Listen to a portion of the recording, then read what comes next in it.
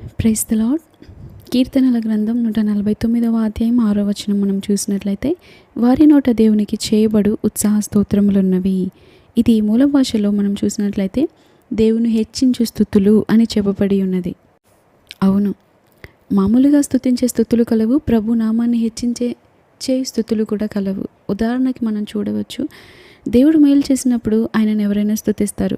నిరుద్యోగులకు ఉద్యోగం వచ్చినప్పుడు, గర్భఫలం లేని వారికి గర్భఫలం కలిగినప్పుడు, వివాహం అవ్వని వారికి అవివాహితులకు వివాహం జరిగినప్పుడు, అనారోగ్యంలో ఆరోగ్యం వచ్చినప్పుడు, ఆర్థికంగా అభివృద్ధి కలిగినప్పుడు మనం ప్రభువును స్తుతిస్తూ ఉంటాం. ఇది సహజమైన సాధారణమైన స్తుతి. ఇలా దేవుని ఆశీర్వాదాన్ని బట్టి స్తుతించడం చాలా మంచిదే. కానీ ఎప్పుడైతే మనం కలవరంలో ఉంటామో, దుఃఖముతో ఉంటామో, గాఢంధకర లోయలో సంచరిస్తూ ఉన్నట్టు ఉంటుందో, సమస్తం మనకు విరుద్ధంగా ఉన్నట్టు అనిపిస్తూ ఉంటుందో, ఆ సమయంలో ఆ వేదన గుండా వెళ్తున్నప్పుడు, ఆ శ్రమల గుండా వెళ్తున్నప్పుడు, ఆ అవమానాల గుండా వెళ్తున్నప్పుడు, నిందల గుండా వెళ్తున్నప్పుడు, నీ సహాయ స్థితిలో వెళ్తున్నప్పుడు, ఎంతమంది దగ్గర చెయ్యి చాపినా కూడా సహాయము కలగని స్థితిలో ఆ సమయంలో చేసే స్తుతి నిజంగా మహిమగల స్తుతి, ప్రభు నామమును హెచ్చించే స్తుతులవి. మనం ఎప్పుడైతే ఉత్సాహంగా దేవుని స్తుతిస్తుంటామో, ఆ బాధలో సహితము సంతోషంగా ఎప్పుడైతే స్తుతిస్తుంటామో, నిజంగా గొప్ప కార్యాన్ని ప్రతిఫలంగా పొందుకుంటాము. కానీ మనం ఏం చేస్తామంటే, మేలు జరిగినప్పుడు చాలా సంతోషంగా దేవుని స్తుతిస్తాం.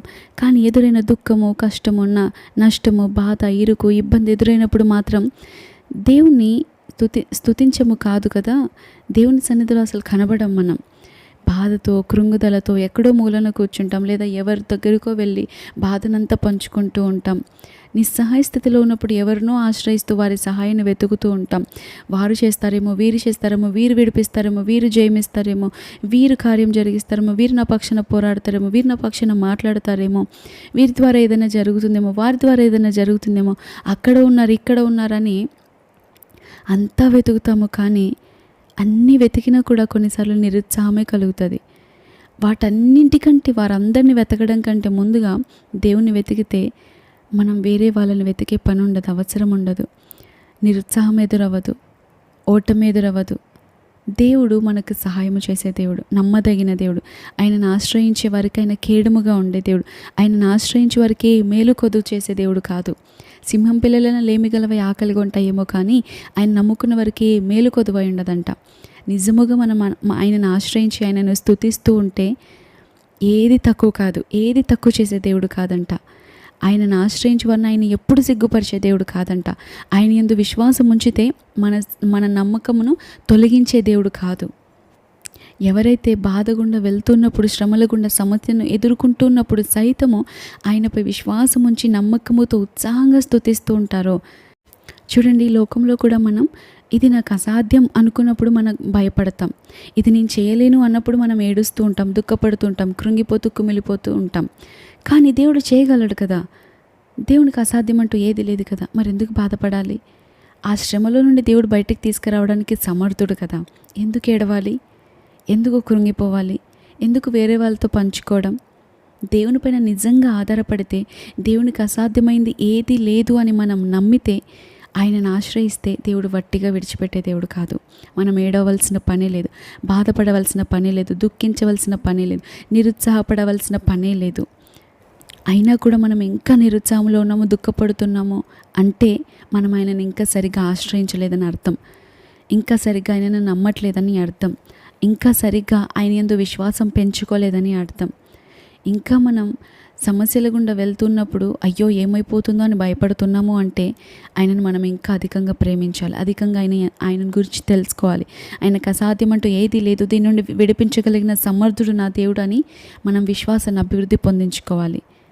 ఎవరైతే ఆయనను ఆశ్రయించి నమ్మకముతో, ఉత్సాహంతో స్తోత్రాలను అర్పిస్తూ ఉంటారో వారి చేతిలో రెండంచెల గల వాడిగల ఖడ్గముందని కీర్తనల గ్రంథం 149వ అధ్యాయం చివరి వచనంలో ఉంటుంది. దేవుని వాక్యమే ఆ ఖడ్గం. దానివలన మనం చీకటి యొక్క ఆధిక్యతను కూడా మనం జయిస్తాం, ఎటువంటి సమస్యలనైనా జయిస్తాం, ఎటువంటి బంధకాల నుండైనా విడుదల పొందుతాం. అంటే మనం స్తుతిస్తూ ఉంటుండగా చీకటి వెలుగ్గా మార్చబడుతుంది. హల్లెలూయా. మనం శత్రువులను ఓడిస్తాం. ఇదే గొప్ప రహస్యం. భక్తుడైనటువంటి యోబుకు ఎన్నో శ్రమలు ఎదురయ్యాయి, ఎన్నో ఎదుర్కొన్నాడు. ఎటు తోచని స్థితిలో అతడు జీవిస్తూ ఉన్నాడు, జీవనాన్ని కొనసాగిస్తున్నాడు. ఒకే దినమున అతడు కలిగి ఉన్న సమస్తాన్ని పోగొట్టుకున్నాడు. 10 మంది కుమారులను కుమార్తెలను కోల్పోయాడు. పని వారందరూ చెరగొనిపోబడ్డారు, కొందరు సంహరింపబడ్డారు. ఆకాశం నుండి అగ్ని పడినందున అతని జీవరాశులన్నీ కూడా నశించాయి. శత్రువులు వచ్చి పశువుల మందులను తోలుకొని పోయారు. ఇదంతా ఎంత బాధాకరమైన సిచ్యువేషన్ అసలు. మన దగ్గర ఉన్న కొంత ఒక్కటి ఏదైనా పోగొట్టుకుంటేనే, కోల్పోతేనే ఎంతో బాధతో ఉంటాము. కానీ అతడు సమస్తాన్ని పోగొట్టుకున్నాడు. యోబు భార్య కూడా అతనికి ఎంతో వ్యతిరేకంగా, నీవు ఇంకా యథార్థత వదలకుందువా, దేవుణ్ణి దూషించి చావరాదా అని కూడా అంటది. కానీ స్తుతిలోని శక్తిని ఎరిగినటువంటి యోబు ఇట్లా అంటాడు, యెహోవా ఇచ్చెను, యెహోవా తీసుకొని పోయెను, యెహోవా నామమునకే స్తుతి కలుగునుగాక. అంటే మంచి చేస్తేనే దేవుడా, చెడు చేస్తే దేవుడు కాదా? దేవుడు ఎప్పుడైనా దేవుడే. దేవుడు మంచిని అనుమతించినా ఆయన గొప్పవాడే, చెడును అనుమతించినా గొప్పవాడే అని ఆయన నిరీక్షణను కోల్పోలేదు. దేవుని ఎడల ఆయన భక్తిని కోల్పోలేదు. ఆయన స్తుతించుట మానలేదు. ఆయన తనకు కలిగిన సమస్తము ఉన్నప్పుడు కూడా దేవునికి బలులు అర్పిస్తూ ఉండేవాడు. సమస్తం కోల్పోయాక కూడా బలులు అర్పిస్తూ ఉన్నాడు. కానీ మనం ఏం చేస్తామో తెలుసా? మంచి జరిగినప్పుడు మనం ఎంతగానో దేవుని స్తుతిస్తూ ఉంటాం. అనుకున్నది అనుకున్నట్టుగా జరిగినప్పుడు, ప్రార్థించింది పొందుకున్నప్పుడు, అనుకూలంగా అన్నీ ఉన్నప్పుడు, అన్నీ బాగున్నప్పుడు, సంతోషంగా ఉన్నప్పుడు, సుఖముగా బ్రతుకుతున్నప్పుడు, అంతా బాగున్నప్పుడు దేవుని చక్కగా స్తుతిస్తూ ఉంటాము. కానీ ఏమి బాగోలేనప్పుడు, ప్రతికూల పరిస్థితులు ఎదురైనప్పుడు, అనారోగ్యం చిన్నది ఏదైనా ఎదురవుతే చాలు ఇంకా వెంటనే విరోధంగా దేవుని మీదకి లేస్తాం. కుటుంబంలో వ్యాధి, నిరుద్యోగము ఏదైనా ఎదురైతే వెంటనే, ఏంటి ప్రభువా ఇది అనుమతించావు, నేను చక్కగా నీ సేవ చేస్తున్నాను కదా, చక్కగా నేను స్తుతిస్తున్నాను కదా, భక్తిగా ఉన్నాను కదా, నీతిగా ఉన్నాను కదా, ఎందుకు అనుమతించావు అంటూ మనం ఎంతగానో దేవుని ప్రశ్నిస్తూ ఉంటాం. కానీ యోబు ఒక్క మాట కూడా వ్యతిరేకంగా మాట్లాడలేదు. అసలు ఎంత గొప్ప భక్తిపరుడండి. ఒక్క మాట కూడా యథార్థత విడవక దేవుని స్తుతించాడు. దేవుని ఎడల భక్తి కలిగి ఉన్నాడు. ఆ ఊజు దేశం అంతటిలోనే గొప్ప భక్తిపరుడు. అటువంటి గొప్ప భక్తిపరుడికి, నీతిమంతునికి, దాన ధర్మాలు చేసిన వ్యక్తికి అటువంటి పరిస్థితి ఎదురవుతే ఎలాగా దేవుని అడగాలి అసలు? యోబు మాత్రమే కాదు, మనం కొత్త నిబంధనలో కూడా చూడవచ్చు. పౌలు శీలలు దేవుని నామ మహిమార్థమే చేసిన కార్యాన్ని బట్టి దూషించబడ్డారు, అవమానించబడ్డారు, చెరసాల్లో పెట్టబడ్డారు, కొట్టబడ్డారు. కానీ వారు కూడా ఒక్క మాట కూడా, అయ్యా నీ పనే చేశాం కదా, నీ నామ మహిమార్థమై ఈ కార్యం జరిగించాము కదా, నీవిచ్చిన శక్తిని ఉపయోగించాం కదా, నీవిచ్చిన తలాంతును ఉపయోగించాం, నీవిచ్చిన వరాన్ని ఉపయోగించి నీ కొరకు ఇది చేశాం కదా ప్రభువా, ఎందుకు ఇలాంటిది అనుమతించావని ఒక్క మాట కూడా దేవుని ప్రశ్నించలేదు. కానీ ఈ రోజుల్లో మనమైతే ఏదైనా చిన్నది ఎదురవుతే చాలు వెంటనే మనం చేసే పని దేవుని ప్రశ్నిస్తాం. ఎందుకు ఎందుకు ఎందుకు ప్రభువా నాకే ఇది అనుమతించావు, ఎందుకు ప్రభువా నా కుటుంబాన్ని ఈ రీతిగా చేస్తున్నావు, ఎందుకు ప్రభువా నా ప్రార్థన విన్నట్లు, ఎందుకు ప్రభువా ఇలా చేస్తున్నావని దేవుని పైన సనుగుతూ ఉంటాం, గునుగుతూ ఉంటాం, ప్రశ్నిస్తూ ఉంటాం. భక్తులు ఆయనను ప్రశ్నించినట్టు లేదే. కుమ్మరివాని చేతిలోని కుండ, ఓ కుమ్మరి నీవు నన్ను ఎందుకు ఇలా చేసావు, అలా ఎందుకు చేయలేదు అని ఎప్పుడు అడగలేదు. కానీ మనమైతే దేవుని అడుగుతూ ఉంటాము. ఈరోజు మీ జీవితంలో, మీ కుటుంబంలో వ్యాధియా, నిరుద్యోగమా, అప్పుల బాధతో బాధపడుతున్నారా? పూటకు భోజనం కొరకు కూడా ఇబ్బంది పడుతున్నారా?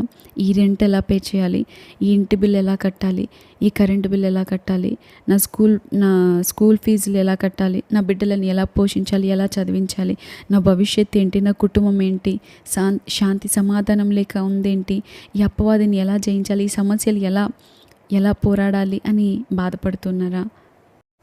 అయితే మనం కూడా యోబుకులాగా ఒక తీర్మానం తీసుకొని దేవుని స్తుతిద్దాం. మనం ఏది కోల్పోయినా కూడా ఒకటి కోల్పోదు, ఏంటో తెలుసా? దేవుని యందు నిరీక్షణ కోల్పోదు. ఇది దేవుడు చేయగలిగిన సమర్థుడు అని మనం ఎప్పుడు నిరీక్షణతో ఆయనను స్తుతిస్తూ ఆయనను ఉండాలి. స్తుతి స్తోత్రములను, స్తుతిని అల్పంగా భావించకండి. స్తుతిలో ఎంతో శక్తి ఉంది. ఏం జరుగుతుంది లే అనుకోకండి. గొప్పది ఏదైనా జరుగుతుంది. మనం అనుకున్నది కూడా దేవుడు గొప్పగా జరిగించగలిగిన వాడు. మనం స్తుతిస్తుండగా దేవుడు ఏ గొప్ప కార్యాన్నైనా జరిగించగలిగిన వాడు. ఒక దైవజనుడు ఇలా అంటారు, ఒక వ్యక్తి తన జీవితకాలం అంతా అనుభవించిన శ్రమలు, వేదనలు అన్నీ ఏకం చేసినా కూడా అవన్నీ ఒకే దినాన యోబు అనుభవించిన శ్రమలతో పోల్చదగినవి కానే కాదంట. యోబు శ్రమలే అధికంగా ఉంటాయంట. అటువంటి యోబు తన ఆ పరిస్థితుల గుండా వెళ్తున్నప్పుడు కూడా స్తుతించాడు. తను పొందుకున్న ఫలితం ఏంటో తెలుసా? తన దుఃఖ సమయంలో, తను అన్నీ కోల్పోయినప్పుడు, అవమానంలో వెళ్తున్నప్పుడు, చుట్టూన్న వారు నిందిస్తున్నప్పుడు సహితము దేవుని స్తుతించగా ఆయన పొందిన ఫలితం ఏంటో తెలుసా? కోల్పోయిన సమస్తానికి తిరిగి రెండంతలు పొందుకున్నాడు. ఈరోజున మీరు కోల్పోయిన స్థితిలో ఉన్నారేమో, మీరు పోగొట్టుకున్న స్థితిలో ఉన్నారేమో, అవమానంలో ఉన్నారేమో, నిందలో ఉండవచ్చు, అనారోగ్యంతో ఉన్నారేమో. అయినా పర్వాలేదు, దేవుని స్తుతించండి. నిరీక్షణ కోల్పోకండి, విశ్వాసాన్ని కోల్పోకండి. ఆయన అసాధ్యమంటూ ఏది లేని దేవుడు, సమస్తము చేయగలిగిన సమర్థుడు. మనం స్తుతిస్తుండగా మన కొరకు గొప్ప కార్యాలను జరిగించే దేవుడు. కాబట్టి ఆయన యందు విశ్వాసముతో ఆయన వైపు చూస్తూ మీ పరిస్థితులను చూడకండి. అయ్యో ఇలా జరిగిందే, ఇంకెప్పుడైనా ఇది బాగుపడుతుందా అని బాధపడకుండా దేవుడు ఏదైనా చేయగలిగిన సమర్థుడు, నేను స్తుతిస్తాను అని తీర్మానం తీసుకొని ఆయనను స్తుతించండి. దేవుడు మన జీవితంలో గొప్ప కార్యం జరిగిస్తాడు. అట్టి కృపా భాగ్యం దేవుడు మనకు అనుగ్రహించి నడిపించును గాక. Amen. Thank you all. Praise the lord.